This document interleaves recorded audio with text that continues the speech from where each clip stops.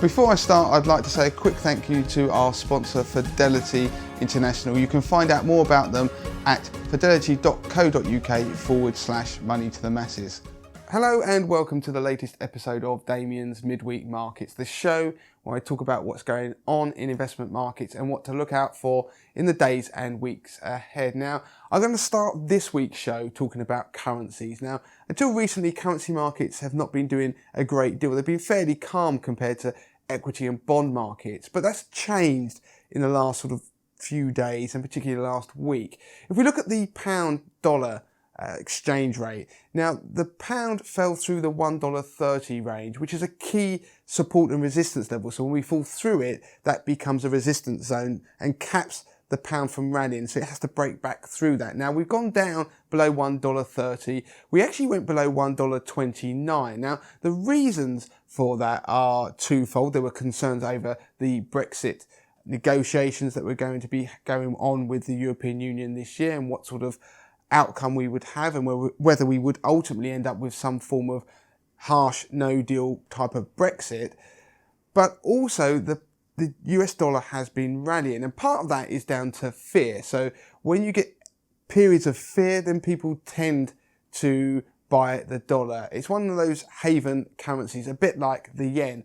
So the dollar has started to strengthen against the pound.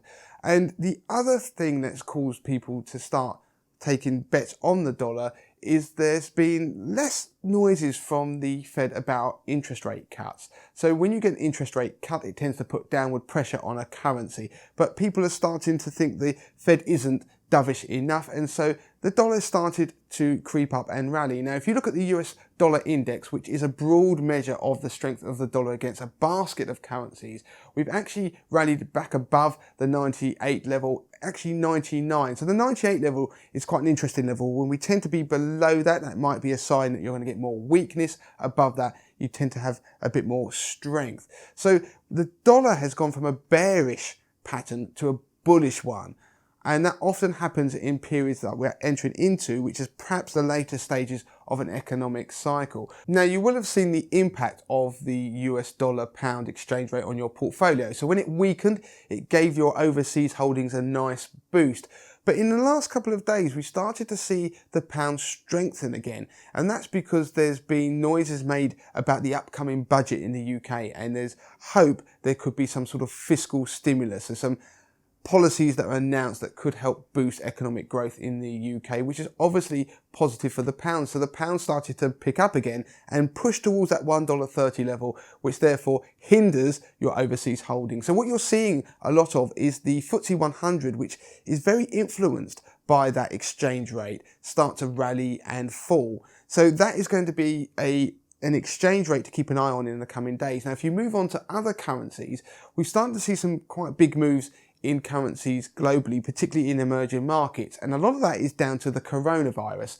Now, since the start of the year, the Australian dollar has fallen more than 4% versus the US dollar. Now, the Aussie dollar is almost a proxy for global growth, and particularly growth in China, because of their economy is very dependent on the export of commodities to China itself. So that is why you're seeing their currencies fall. But we're also seeing emerging market currencies fall as well. So we're starting to see some more movement in currency markets, largely as a result of the coronavirus in overseas emerging markets.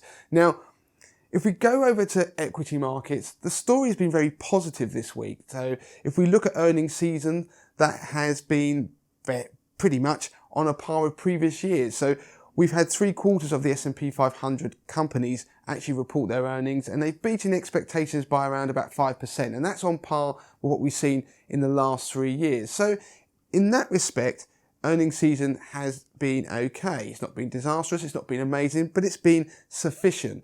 But what's happened, we've seen the markets rally to all-time highs. Now that's in America, but also globally. We saw new all-time highs on the MSCI World Index. And now why is that? We've seemed to have got this weird narrative change. So if you remember, the coronavirus was initially deemed very negative for equity markets. It has an impact on supply chains for companies such as Apple in terms of trying to build their products. And that sent equity markets lower. But like past epidemics, these sort of impacts tend to be slightly short term. And we've seen equity markets rally again, and they had this narrative change that the virus or the numbers that were being announced in terms of the people infected and dying were starting to fall in terms of, I don't mean fall in their number, but in the acceleration of their growth. So that was suddenly a positive narrative, and the impact on global growth was going to be obviously some impact, but not too great, they were hoping. This is the market, but just enough to get central banks to start printing money again and cutting interest rates. And so we're getting into that Goldilocks world of where things aren't too bad or they aren't too good, they're just enough for central banks to keep the party going by boosting liquidity. But that is a very strange narrative. One week the coronavirus is negative, next week is positive for stocks. If you look at bond markets and commodity markets, they disagree. They have been pushing lower. So bond prices have been going up, their yields have been going lower. That's a sign that they think economic growth is possibly going to slow down into the next quarter. And if you look at things like copper and oil in particular, the prices have been crashing this year because of the fears over global growth. That's the real problem with the coronavirus now, is the long-term impact on global growth. And if we suddenly start to see that coming through in GDP numbers when they're eventually announced from the likes of China, but also when we see it perhaps have a knock-on effect globally, that's when the market could become very unsettled. And if you look at the markets at the moment, equity markets, you can see how the fear evaporated this week. We had the VIX, the fear index, fall below 15. And if you've watched these videos or listened to this podcast, you will know that 15 mark is quite important. Below that tends to be quite positive and constructive for equity markets. Above that tends to be a little bit negative. But we've still seen the market rally even though the VIX had fallen below 15 and then bounced back above it. So is it the market being very strong and a sign of how resilient this bull market is, or is it a sign of complacency? Because there are these divergences, as I've mentioned, between asset classes out there that are all giving mixed messages. So we need to see what will happen in the coming days and weeks. And on that note, today it's been announced in China that the number of cases have gone up tenfold compared to the rate of increase yesterday because of a change in the way that the counting is done. And of course, that has had a negative impact on markets. So as I make this podcast and video, the FTSE is down more than 1%. The futures for America are pointing to a lower opening, perhaps down as far as 0.8%.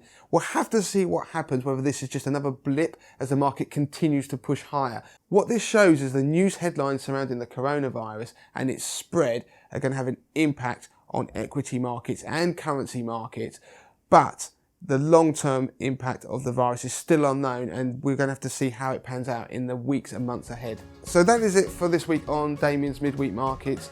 As ever, you can contact me via email, damien@moneytothemasses.com, Twitter, moneytothemasses with the number 2. You can find us on Facebook and of course on Instagram. And don't forget to subscribe to our YouTube channel.